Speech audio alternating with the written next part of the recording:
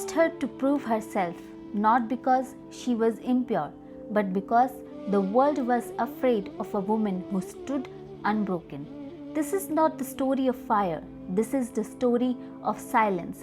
This is the story of Sita. Sita was not born from a womb.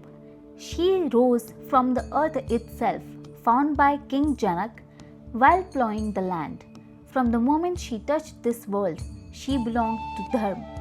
She grew not as a sheltered princess, but as a soul rooted in resilience, gentle in speech, fierce in values. And when Ram lifted Shiva's bow, it was not strength that united them. Sita did not choose Ram because he was powerful. She chose him because he was righteous. When Ram was sent to the forest, Sita was not asked to follow, yet she did.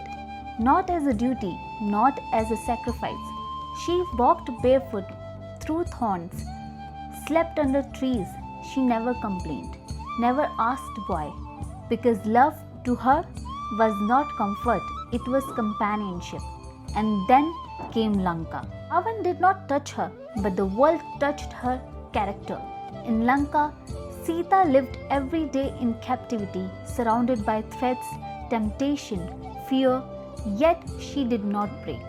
She rejected Ravan again and again. She survived isolation. Every sunrise was a test. Every night was a prayer. This was her first fire, and she walked through it alone. Ram defeated Ravan. The world celebrated. But when Sita returned, silence fell. Questions whispered, eyes judged. Not one voice asked what she endured. They asked only where she had been, and Ram, bound by the weight of a king, he did not doubt her hurt, but he feared the kingdom's doubt, and that fear changed everything.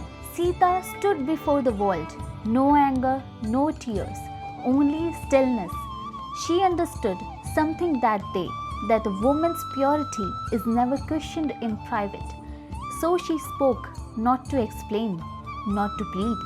She said, "If my heart has ever wavered from Ram, may this fire consume me."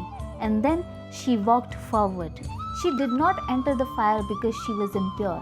She entered it because society was. The fire did not test Sita. Sita tested the fire, and the fire bowed.